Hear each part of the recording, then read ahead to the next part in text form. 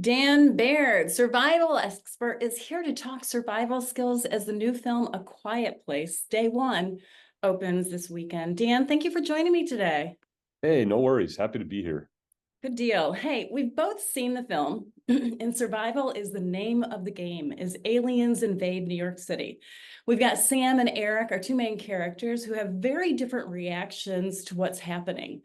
I'm guessing with your experience as a survival instructor, there are at least two types of people when it comes to dealing with this type of situation, maybe not an alien invasion, but getting lost in the wilderness or maybe a plane crash. Do you feel like there are two different kinds of people, or are there classifications? There's some huge parallels here between just any sort of wilderness situation and what's happening in the movie for sure. And we can kind of categorize some early choices maybe into two different ways of doing things. There's those that kind of hang back and kind of assess the situation and figure things out. And there's those that just kind of react and move because they're scared. And that might be one way to categorize folks. And we see kind of what happens to those that just kind of react and go. It doesn't seem to turn out well. No, it does not. We certainly hope we don't have an alien invasion, but hiking, camping, and backpacking are on a lot of people's summer vacation agendas, including mine. What are some tips that you can give to people of things that you should always have with you, or maybe things that you should absolutely know so you don't panic and things go kind of south? Yeah, right off the bat, when we look at statistics for wilderness accidents or wilderness people getting lost or injuries and that sort of thing, it's a lot of times because we're trying to exit or get out before we're trying to focus on things as far as meeting our basic living needs, and that generally happens because a bunch of small things go wrong. I remember a news report last year where some hikers got lost and ended up dying within a day because of extreme heat. And a lot of it was just a bunch of small mistakes. They didn't bring enough water, very little at all. The temperatures were extreme, over 109 degrees. They had dead cell phones right out the gate. Even as they were leaving, their cell phones weren't really charged. They got a little bit lost. All of these things stack up to cause a bigger problem. And so right out the gate, if we can focus on a few things, there's a way of kind of looking at a survival situation that helps us to make smart decisions right out the gate. And we can call it the rule of threes. So with the rule of threes, what we're looking at is just these we tackle survival situations in the order in which our body's going to run out of stuff, or the kind of the stopwatch on our different resources, or what's going to kill us the quickest. And so a lot of times when stuff's going crazy, there's a car accident or we're getting lost, the first thing we need to do is a safety check. And so with the rule of threes, the first thing we say is 3 seconds for a safety check. Slow down, make sure you understand what's going on, that you're making a smart decision. The next thing after that is we're looking at taking care of anything first aid wise. We say 3 minutes to tackle critical first aid stuff that's real serious, like bleeds or allergic reactions or stuff like that. We need to take care of pretty quickly.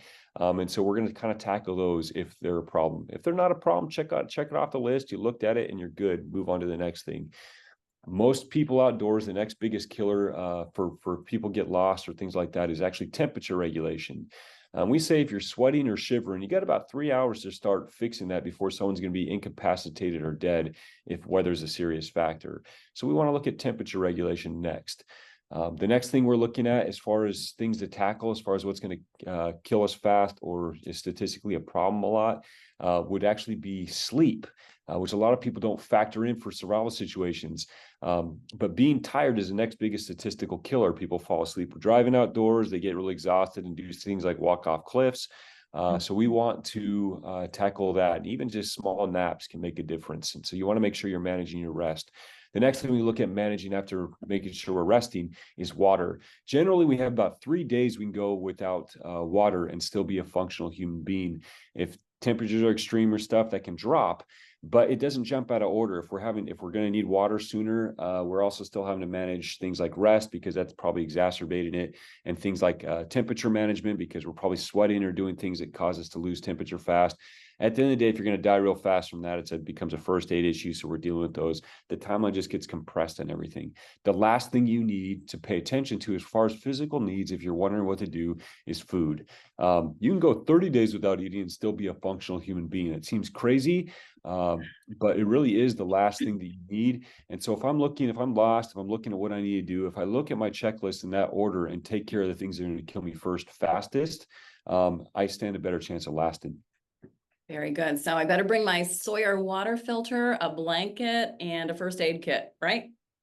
Yeah, those are all good things. So if you're going to pack an emergency bag, always pack it in order of your priorities. So get first up there would be for our first aid kit, and then we take care of temperature stuff, and then we take care of our stuff related to being able to rest, and then water, and then food.